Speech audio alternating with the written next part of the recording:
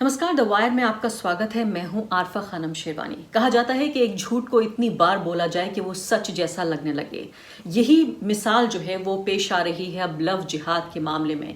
एक ऐसी झूठ, एक ऐसा मिथ जिसको बार बार पिछले लगातार कई सालों से फैलाया जा रहा है। लगभग 2007 के आसपास इसको पहली बार इस्तेमाल किया गया और अब भाजपा की सरकारें जो हैं अलग अलग राज्यों में वो कानून लाने की तैयारी कर रही हैं, जिसमें कहा जा रहा है कि शादी के मकसद से कन्वर्जन को रोका जाएगा। यानी साफ तौर पर जो पूरा जो विचार है वो ये कि बहुत ही मासूम जो हिंदू महिलाएं हैं उनको मुस्लिम पुरुषों के जाल से में फंसने से बचाया जाएगा। यानी कि महिला, उसकी जो आज़ादी है, उसकी जो समझ है, उसकी जो सेक्सुअलिटी है, उसका जो शरीर है, उस पर न सिर्फ के परिवार का, अब समाज का, बल्कि सरकार भी चाहती है कि उसका कब्जा हो जाए। यानी कि सरकार ये बताएगी कि आपको किससे शादी करनी है, किससे प्रेम करना है, किसके साथ जीवन गुजारना है।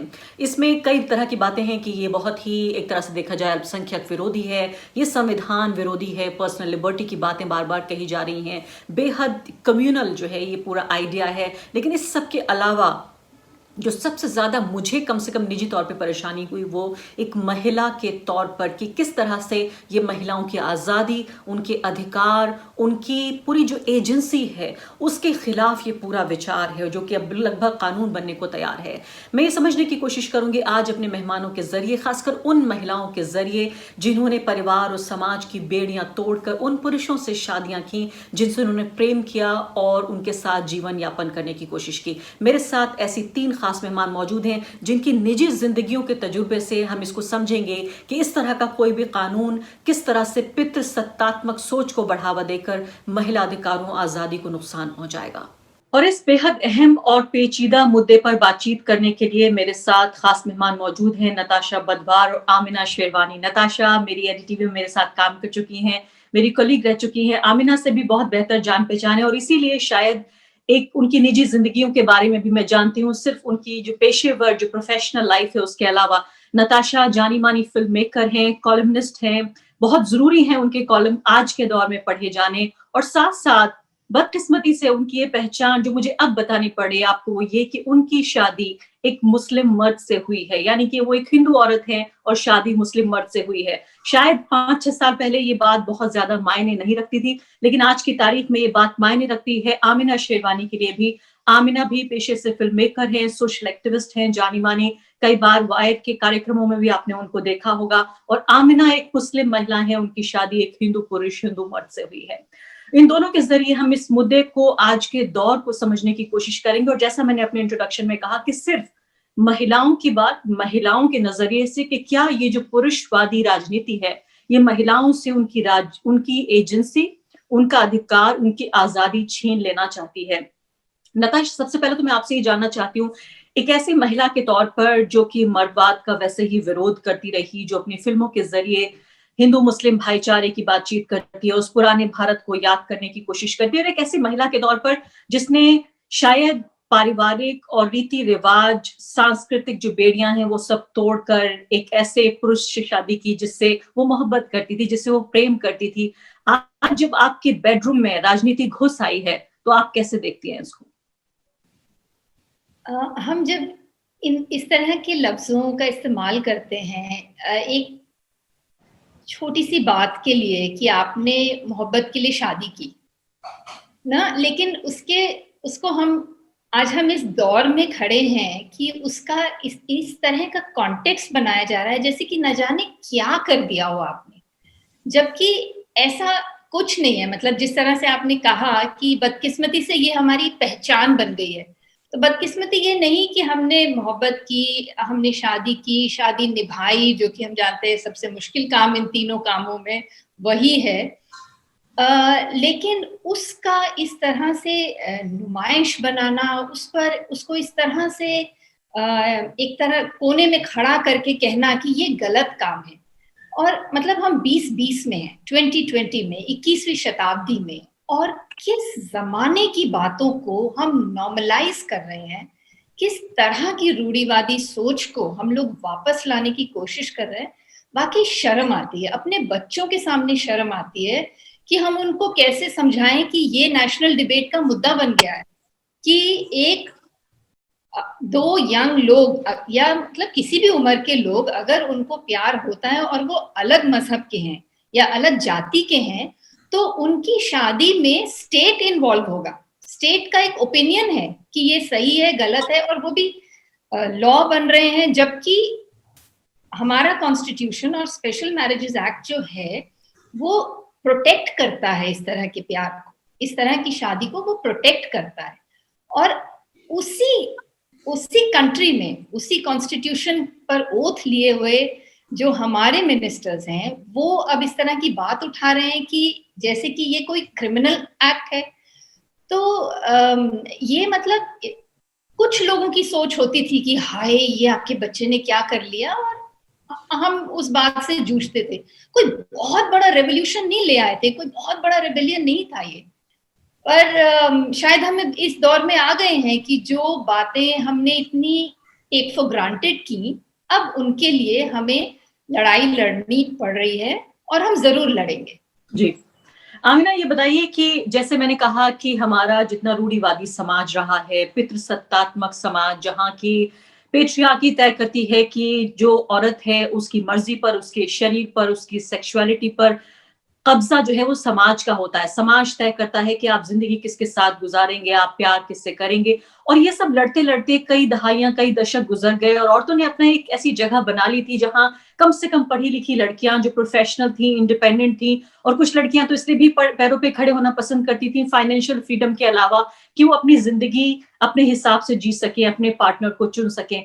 क्या आपको लगता था जब कई दशकों पहले जब आपने अपने प्रेमी से शादी की, उन्हें पति बनाया, मुझे अंदाजा है इस बात का, चाहे आप किसी भी क्लास से आती हो, कहीं ना कहीं आपको बैरिकेड्स जरूर मिले होंगे जहां रुकावट होगी, लेकिन क्या आपने ये सोचा था कि आपको न सिर्फ के परिवार से, समाज से, बल्कि सरकार से भी लड़ना होगा? नहीं, सरकार तो हमेशा प्रेमी जुगलों के साथ हुआ करती थी, प्रोटेक्शन दिया करती थी, और कानून हमारे साथ होता था। उस कानून को लागू करने वाले लोग अक्सर दोगला खेल खेलते थे। हमने अभी भी देखा है कि जब बच्चे अपनी मर्जी से, चाहे वो हिंदू बच्चे भी हों और दूसरी जाति के हों, अपनी पसंद से जब शादी करते हैं तो उनको जान तक से मार दिया जाता है। और अब तक ये होता है, उन्हीं के भाई, उन्हीं के परिवारजन आकर उनको मारते हैं। ये एक यथार्थ है, भारत का ये एक यथार्थ है। और मेरी भी जब शादी हुई थी, मेरा खानदान तो बहुत रोशन ख्याल था। हमारे तो नानी के भाई ने आज से करीब 100 बरस पहले होगा, एक यहूदी लेडी से, पोलिश यहूदी लेडी से शादी कर ली थी। उसके बाद न जाने कितने क्रिश्चियंस हमारे परिवार में हैं, कितने हिंदू हमारे परिवार में हैं, सिख हमारे परिवार में हैं, यहूदी भी हैं, इजरायली भी हैं, हर नेशनैलिटी, हर रंग के लोग। अब हमारी एक चाइनीज बहू भी है जो बुद्धिस्ट है। तो हमारे एक नेफ्यू हैं, अलेक्जेंडर लिंगपिंग खान उनका नाम है। तो बताइए, हमारा खानदान तो बिल्कुल मिक्सअप हो चुका है। और हम लव को, प्रेम को कहते हैं कि ये एक जरूरी चीज है। हर किसी को प्रेम करके अपनी शादी करने का हक है। ये आज से नहीं, 100 बरस पहले से हमारे खानदान की रीति है, और ये रीति और ज्यादा मजबूत होती चली जा रही है। मगर समाज, हमारा खानदान तो आगे जा रहा है, हमारा समाज बिल्कुल रिवर्स गियर में जाने लगा है, और कानून को भी अब ये लोग रिवर्स गियर में डाल रहे हैं। ये बहुत ही घातक है। ये बहुत सरकार का, लेकिन आमिना सरकार का जो दखल है, देखिए समाज की रूढ़िवादिता हम समझते थे और इसीलिए शायद कॉन्स्टिट्यूशन भी इस तरह से बनाया गया। ऐसा नहीं है कि हमारा समाज एक धर्मनिरपेक्ष उदारवादी समाज के लिए तैयार था, लेकिन कॉन्स्टिट्यूशन में उन बातों को रखा गया एक तरह से गाइडलाइंस, एक इंस्पिरेशन के तौर पे कि जो हमारा कॉन्स्टिट्यूशन कहता है हम वैसा बनने की कोशिश करेंगे। लेकिन अब उसके बिल्कुल विरोध में, जब अभी आप कह रही हैं कि जब समाज आड़े आता था तो पुलिस प्रोटेक्ट करती थी, लोग पुलिस थाने चले जाया करते थे जो प्रेमी जोड़े होते थे, लेकिन अब तो वो कह रहे हैं कि अगर शादी के लिए कन्वर्जन होता है उसके लिए हम कानून बनाएंगे। ऐसे में मैं आपसे ये भी जानना चाहती हूँ कि जो एक पहचान रही हमारी, यहाँ तीनों मेहमान हमारे साथ शाज़ना वहाब भी जुड़ गई हैं, और शाज़ना मुस्लिम महिला है, मार्केटिंग प्रोफेशनल है, और उन्होंने एक हिंदू पुरुष से शादी की। ये भी उनकी एक अलग पहचान। नताशा कह रही थी कि पहले शायद एक आम बात हुआ करती थी, और ज्यादातर वो लोग जो बहुत यहाँ मैं आरफा कहूंगी, पहले भी जैसे मेरा खानदान तो रोशन ख्याल था, मगर मेरे सास ससुर ने तो मेरे मियाँ को लीगली वकील से चिट्ठी भेजकर डिसइनहेरिट कर दिया, उनको घर से निकाल दिया, मुझको 2 बच्चों के साथ घर से बिल्कुल निकाल दिया। तो ये नहीं कि मोदी के आने से या ये सरकार के आने से ही ये हुआ है, हम लोगों के अंदर भी खोट है। अगर हम लोग के अंदर खोट ना होता तो किसी सरकार में हिम्मत नहीं थी ऐसे बेहुदे कानून लाने की कोशिश करने की। तो मैं सारे माँ बाप इसी अपने पे- बच्चों को कंट्रोल करना चाहते हैं और वो इस सरकार के पीछे, जितने भी हमारी बूढ़ी पीढ़ी है, रूढ़िवादी पीढ़ी है, वो खड़ी हुई है इस सरकार के पीछे, ताकि जवान बच्चों के हक को और औरतों के हक को छीना जा सके। जी हाँ, मैं बिल्कुल यही सवाल आपसे पूछना चाहती थी आमिना, कि समाज तैयार नहीं था, लेकिन सरकारों ने, राजनीति ने, संविधान ने, कानून ने ये कोशिश की कि समाज को ट्रेन किया जाए। लेकिन अब जो हमारे अपने समाज के बायसेस थे, उनको एक तरह से अंग्रेजी में कहें तो लेजिटिमाइज या वैलिडेट करने की, या हिंदी में कहें तो आगे बढ़ाने की, या उन्हीं को वैधता देने का काम कर रहा है। जी हाँ, 7 सालों में बहुत कुछ बदल गया है। जो पहले आसान लगता था एक सोसाइटी के तौर पे, पीछे हम जा रहे हैं। नताशा, चूंकि मैं देखती हूँ कि आप जिस नजरिए से देखती हैं, मैं कभी-कभी देखती हूँ कि आप पर्सनल और प्रोफेशनल, या मैं कहूँ कि इसे मिक्सिंग तो नहीं कहेंगे, लेकिन आप समाज और परिवार को अलग-अलग तरीके से नहीं देखती हैं, और किस तरह से आप एक अलग नजरिया भी देती हैं समाज को देखने का। मैं आपसे ये जानना चाहती हूँ कि एक मुस्लिम मर्द की जो छवि है आज की तारीख में, वो पिछले 5-6 सालों की जो राजनीति और जो नीतियां रही हैं, वो कितना बदली है कि न सिर्फ कि औरंगजेब का जवाब देना है, न सिर्फ कि बाबर का जवाब देना है, बल्कि एक मुस्लिम मर्द, एक पुरुष, जो एक ऐसा व्यक्ति है जो खुले दिल से, ईमानदार तरीके से मोहब्बत भी नहीं कर सकता, प्यार भी नहीं करता, उसके लिए भी राजनीति करता है, उसके लिए भी जिहाद करता है। एक ऐसे ही शख्स के साथ आप रहती हैं, कभी अपने पति के बारे में ऐसे भी सोचती हैं क्या? देखिए, जो नैरेटिव क्रिएट किया जा रहा है ना, जिस तरह से मुस्लिम मेल को क्रिमिनलाइज किया जा रहा है, अगर हम फैक्ट्स देखें जो कि सारा टाइम हमारे सामने रहते हैं, 2015 में मोहम्मद अखलाक लिंच हुए, उनके घर में आकर एक मॉब ने दादरी में उनको मार मार के मार डाला, और एज अ नेशन हम लोग कलेक्टिवली शॉक हुए कि ये कैसे हो गया। लेकिन स्टेट का क्या उसके बाद रवैया रहा कि जिन लोगों ने मारा उन लोगों को प्रोटेक्शन मिली। वो उनमें से एक अक्यूज्ड जब जेल में मर गया बीमार होकर, तो उसके ऊपर तिरंगा झंडा उसकी डेड बॉडी पे डालकर उसका जनाजा निकाला गया, मिनिस्टर आए उसके लिए। और जो विक्टिम है उस पर आरोप लगता है कि उसने उसके घर में बीफ था, जबकि साइंटिफिकली प्रूव हो गया कि उसके घर में कोई बीफ नहीं था। तो सारा एविडेंस हमारे पास क्या है कि दलित्स को विक्टिमाइज किया जा रहा है, विमेन को विक्टिमाइज किया जा रहा है, मुस्लिम्स को विक्टिमाइज किया जा रहा है। नैरेटिव क्या बनाया जा रहा है कि वो इस तरह के हैं, औरतों को जबान लग गई है, उनको कंट्रोल करने की जरूरत है, दलितों को उनकी जगह दिखाने की जरूरत है। हमने देखा हाथरस केस को जिस तरह से हैंडल किया गया है यूपी में, मतलब कितनी ज्यादा शर्म की बात है कि ये हाल हो गया है हमारी डेमोक्रेसी का, कि स्टेट और जुडिशरी में कोई भी नहीं है जो विक्टिम के साथ खड़ा होता है। लेकिन हमारे लिए जो हम लोग हैं, जिनकी कॉन्शियंस नहीं मानती कि हम ऐसे ही पावर के तरफ के साथ होकर बिक जाए, हम लोगों को कॉन्स्टेंटली ये नैरेटिव को डिफाई करते रहना होगा। हमको कॉन्स्टेंटली अपनी कहानी, जैसे कि हम आज सुना रहे हैं, मोहब्बत से, शिद्दत से, ऑनेस्टी से, कभी गुस्से से, कभी आक्रोश से सुनाते रहना होगा, क्योंकि ये हमारे सच हैं।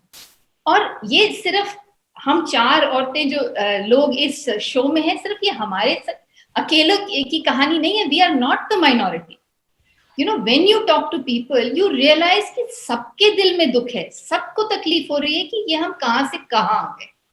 जो लोग राइट विंग ख्याल भी रखते हैं, वो जब कोई जाति होगी वो फोन करके कहेंगे यार ये ज्यादा हो गया, इतना नहीं करना चाहिए था। तो जिस तरह से हमने स्पेट ऑफ लिंचिंग्स देखा है, जिस तरह से हमने दलितों और पुअर विमेन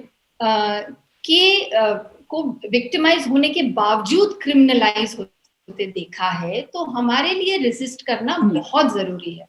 और जो पिछले साल सीए एनआरसी, लेकिन नताशा, मैं जरूर आपसे जानना चाहती हूँ, एक महिला के तौर पर जो ये चाहती है कि उसके शरीर, उसकी पसंद, उसकी सेक्सुअलिटी पर उसकी आजादी होना चाहिए, उसका अधिकार होना चाहिए, क्या आपको लगता है कि बात वहां पहुंच गई है जहां हम सिर्फ इसको इस नजरिए से ना देखें कि इसमें धर्म है या राजनीति है, बल्कि ये सीधे सीधे महिला अधिकारों और महिला आजादी पर हमला है?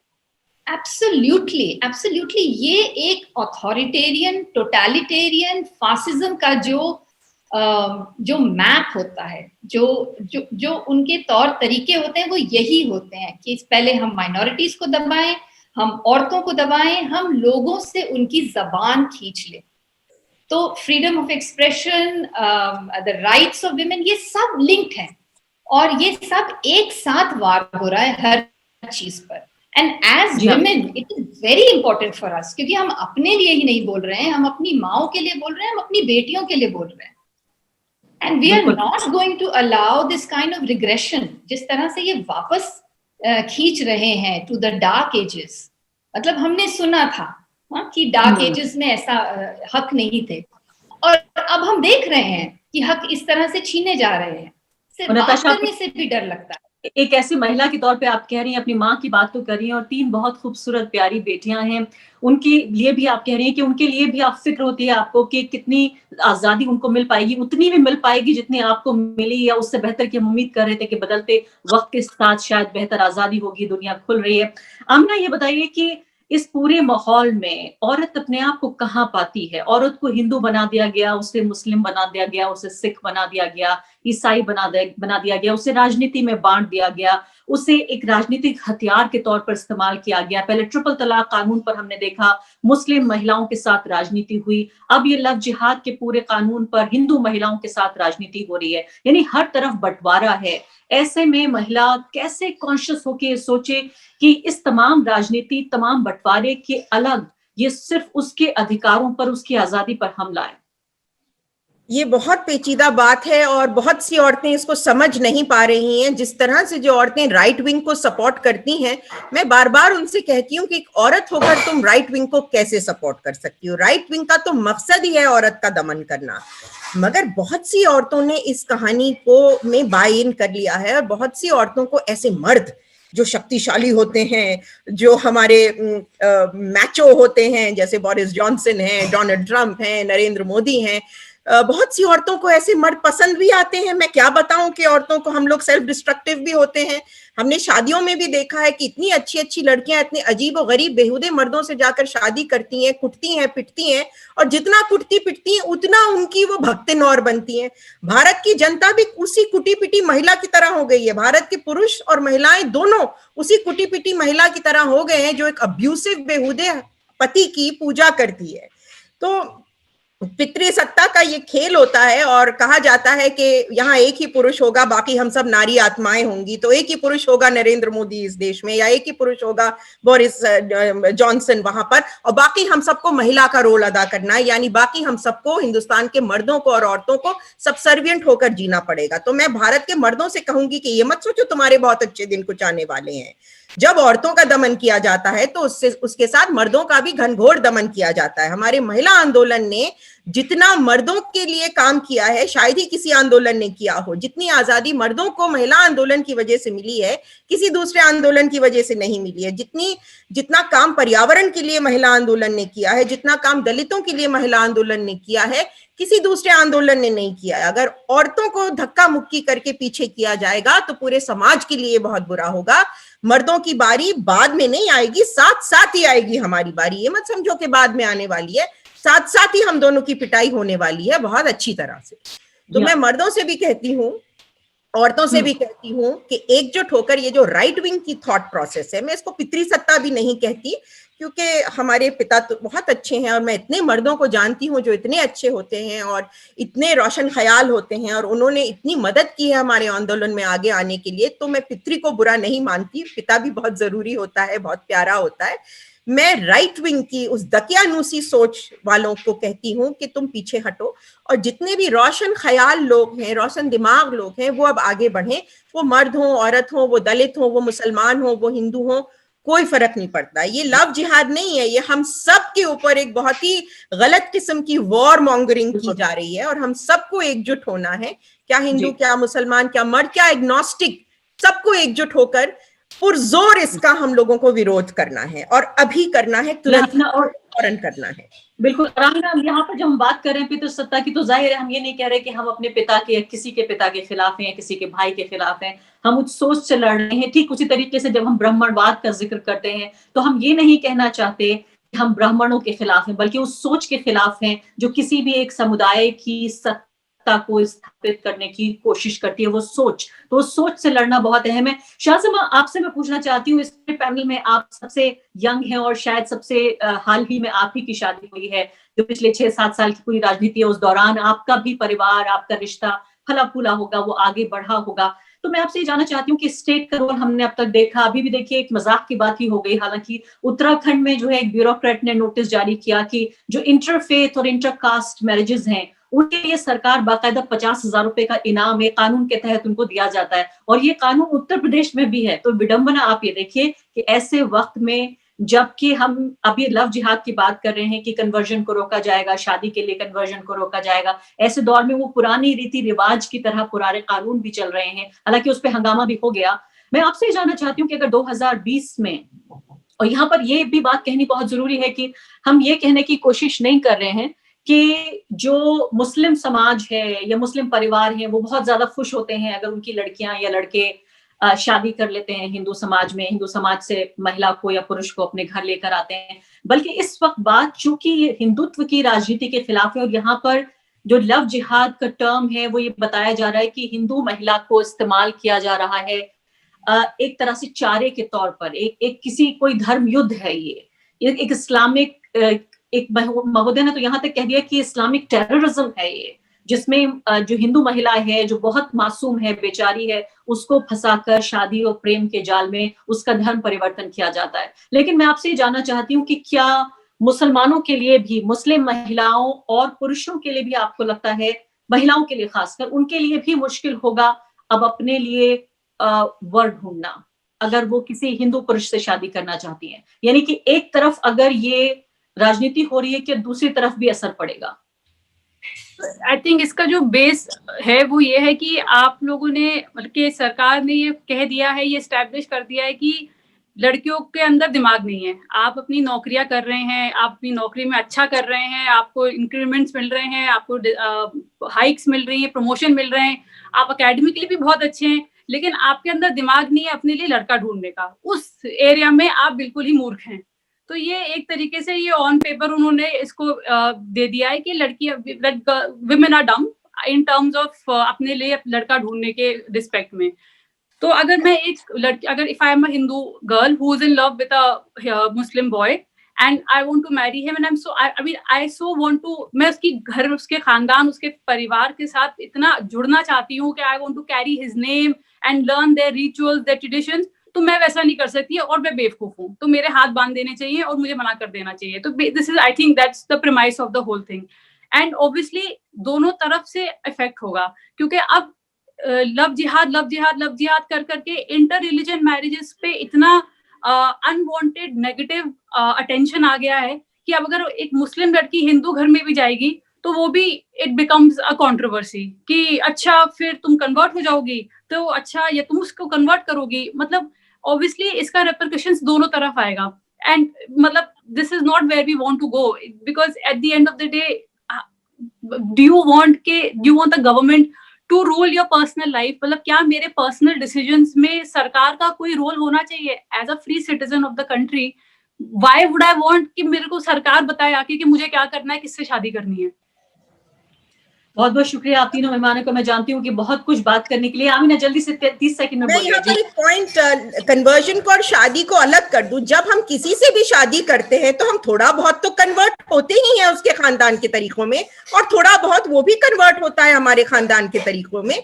तो कन्वर्जन में क्या बुराई है अगर हम एक दूसरे के लिए कन्वर्ट करें, अपने आइडियाज को बदलें, उसके धर्म के कुछ हिस्सों को अपने में लें, अपने धर्म के कुछ हिस्सों में अपनी सोशल जो सिस्टम है उसमें उसको ढालें, उसके सोशल। ये क्या कोई झगड़े की बात है? ये तो प्रेम की बात है। मैंने अपने पति के परिवार से कितनी चीजें सीखी, मेरे पति ने मेरे परिवार से कितनी, कि मेरी मांग भी भरी गई, मेरा निकाह भी हुआ, मेरे मियाँ को तिलक भी लगा, उसने कुरान शरीफ से भी ला इलाहा इल्लल्लाह कहा। तो क्या हो गया इसमें? कौन सा बवाल टूट गया? क्या प्रॉब्लम हो गई इसमें अगर हमने एक दूसरे के धर्मों को अपनाया और उनको, हमारे बच्चों ने अगर दोनों धर्मों के अच्छी बातों को और बुरी बातों को समझा, अपने संविधान को भी समझा, कौन सा बवाल आ गया? ये तो एक बहुत अच्छी बात हुई कि हम लोग मिलजुल गए एक दूसरे से, तो एक कदम एक दूसरे के करीब आने के लिए हो गया ना। बिल्कुल, बहुत शुक्रिया आमना। लेकिन यहाँ पे भी कहीं ना कहीं पितृसत्ता काम आती है कि जो भी पुरुष का धर्म होता है, अक्सर मैंने देखा है कि महिलाओं को उसी धर्म में कन्वर्ट होते हुए, ये बहुत मुश्किल से, बहुत कम देखा गया है कि महिला का जो धर्म हो शायद पुरुष या उसका परिवार बदलने के लिए तैयार हो। मैं उम्मीद करती हूँ कि सारे परिवार आपके जैसे हों, जो कुछ कुछ अच्छाइयां और बुराइयां दोनों परिवारों के लिए, लेकिन ये कम देखा गया है। उम्मीद हम ये कर रहे थे कि शायद उस डायरेक्शन में हम आगे बढ़ेंगे जब महिला को अपना धर्म परिवर्तन नहीं करना पड़ेगा, चाहे वो किसी भी मजहब की हो, चाहे इस मजहब की महिला उस मजहब में या इधर जा रही हो, क्योंकि ये भी पितृसत्ता ही है जिसकी पूरी सत्ता हमें देखने को मिलती है कि महिला बदलती है। उम्मीद हम ये करते हैं कि आपकी जैसी तीनों महिलाएं और आपकी जैसी 3 नहीं 30 लाख महिलाएं, मैं ये मान रही कि चल रही थी कि किसी भी डिसेंट सोसाइटी में महिलाएं इस बात को समझ के चलती कि ये पूरी जो राजनीति है उनके खिलाफ है, और किसी भी सोसाइटी में शायद अब तक महिलाएं सड़कों पर उतरी होती, ये उनकी आजादी के, उनके अधिकारों पर हमला है। लेकिन भारत में अभी इसमें और वक्त लगेगा। बहुत बहुत शुक्रिया। शुक्रिया। द वायर के और वीडियोस देखने के लिए सब्सक्राइब करें और बेल आइकन पर क्लिक करें। स्वतंत्र पत्रकारिता की आर्थिक मदद करने के लिए डिस्क्रिप्शन में दिए गए लिंक पर जाएं और अपनी राशि चुनें।